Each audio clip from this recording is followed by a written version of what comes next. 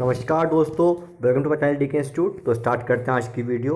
हम पढ़ रहे हैं जनरल अकाउंटिंग प्रिंसिपल्स के कॉन्सेप्ट कुछ जो कि यूपीएससी ईपीएफओ एग्ज़ाम के लिए इंपॉर्टेंट हैं। जैसा कि आप जानते हो कि यूपीएससी ईपीएफओ का एग्ज़ाम 9 मई को है इसी साल, और इसमें जो ये टॉपिक है अकाउंटिंग प्रिंसिपल्स, ये 15 मार्क्स के आसपास का आता है।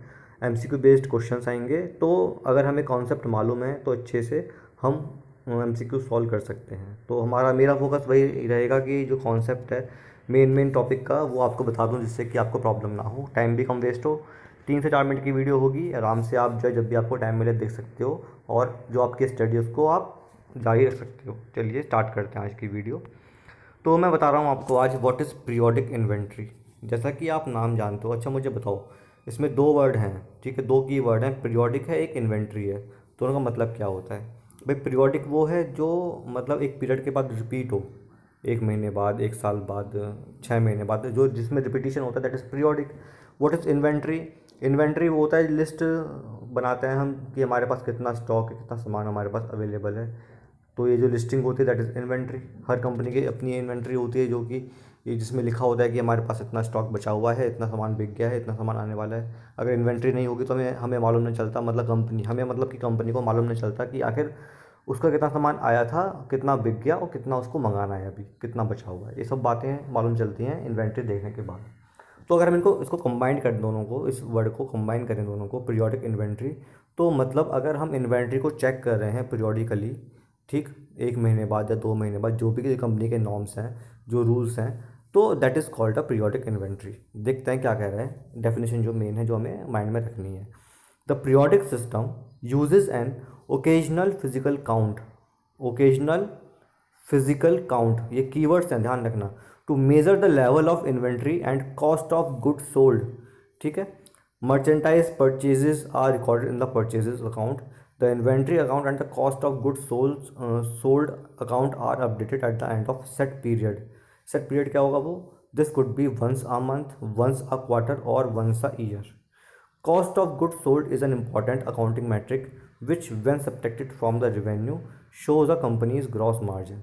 इसमें बहुत सारे कीवर्ड हैं जो आपको समझने हैं। फॉर एग्जांपल, पीरियोडिक इन्वेंट्री बोल रहा है कि ओकेजनल, मतलब कि किसी भी टाइम में हम इन्वेंट्री को प्रिपेयर कर सकते हैं, पीरियोडिक इन्वेंट्री को, ठीक है, ओकेजनल है ये। फिजिकल काउंट, फिजिकली होगा, ठीक है, मतलब एक बंदे को अपॉइंट किया जाएगा कि ये कि आप काउंट करो कितना सामान हमारे पास है। पूछते हैं स्टेप के एमसीक्यू में भी कि जे कि क्या पीरियोडिक इन्वेंट्री फिजिकली, मतलब जो है, मॉनिटर होती है, या फिर सॉफ्टवेयर का यूज़ करके। तो ये चीज़ पूछते हैं। तो ये फिजिकल काउंट है, to measure the level of inventory, कि इन्वेंट्री का कितना लेवल है। वही लेवल का मतलब वही होगा कि जे कि इन्वेंट्री जो बताती है हमें कितना सामान हमारे पास है, कितना बिक गया है, कितना हमने सेल कर दिया है, ठीक है। And the cost of goods sold, what is the meaning of cost of goods sold? इसका मतलब ये होता है कि जो सामान हमने बेचा, भाई जब हम बेचेंगे तो बेचेंगे हम एसपी पर, लेकिन जो सामान हमने बेचा उसका सीपी कितना है। What is the cost of goods sold? जो हमने सामान बेचा, फॉर एग्जांपल मैंने 5 बैग बेचे, तो 5 बैग, माना मैं परचेस कर, मैं लाया था उसको 100 रुपये का एक बैग, मैंने बेच दिया 120 का, तो मेरा एसपी तो हो गया 12×5 = 60, 600 रुपये एसपी हो गया, नहीं है ना। लेकिन ये कॉस्ट ऑफ गुड्स सोल्ड नहीं है। कॉस्ट ऑफ गुड्स सोल्ड क्या है? जितने का मैं लेके आया हूँ, 5 × 100, मतलब 500 रुपये जो है ना मेरा, 500 रुपये is the cost of goods sold, ठीक है। तो मालूम चलता है पीरियोडिक सिस्टम से, पीरियोडिक इन्वेंट्री से, कि देखिए एक पीरियड के बाद, एक पर्टिकुलर पीरियड के बाद, that period may be once a month, once a quarter, और वंस अ ईयर, ठीक है। कुछ भी जो भी कंपनी के नॉर्म्स हैं, या आपने जो अकाउंटेंट है उसने जो फिक्स कर रखा है कि मुझे 1 महीने बाद चेक करना है अपना अकाउंट जाके, तो उतने पीरियड के बाद मालूम चलता है कि आखिर इन्वेंट्री का लेवल क्या है, और कितने कॉस्ट का सामान बिक चुका है, वो भी मालूम चलता है। बात समझ में आ रही है? जो नेक्स्ट लाइन लिखी है वो बोल रहा है कि जब मर्चेंडाइज परचेजेस, जो भी हम मर्चेंडाइज, जो सामान हम परचेज कर रहे हैं, वो हम रिकॉर्ड करते हैं कहाँ पे? परचेज अकाउंट में। बात समझ में आई? और the inventory account and the cost of goods sold account are update at the end of set period. Periodic inventory में क्या होता है कि जो इन्वेंट्री अकाउंट है और जो कॉस्ट ऑफ गुड्स सोल्ड है, उसको हम एक सेट पीरियड के बाद अपडेट करते रहते हैं, ठीक। इससे क्या मालूम, इससे फ़ायदा क्या होता है? इससे मालूम चलता है कि जो कि हमारे, मतलब हर पीरियड के बाद, एक शॉर्ट पीरियड के बाद कंपनी प्रॉफिट में है या लॉस में है, ठीक, कंपनी सही रास्ते पर जा रही है या नहीं जा रही, ये सब चीज़ें मालूम चलती हैं इस चीज़ से।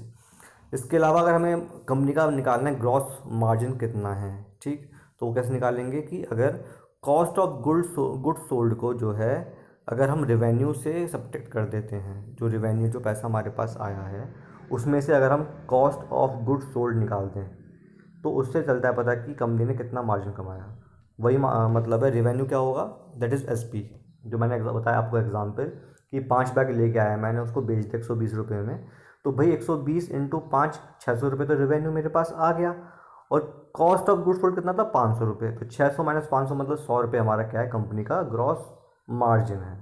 बात समझ में आई? तो ये मतलब है पीरियोडिक इन्वेंट्री का। इसके साथ मैंने आपको कॉस्ट ऑफ गुड्स सोल्ड बताया क्या होता है। तो अगर आपको अच्छा लगा है वीडियो, समझ में आया जो मैंने बताया आपको, तो please like this video, share this video, subscribe my channel. Thank you, have a very nice day.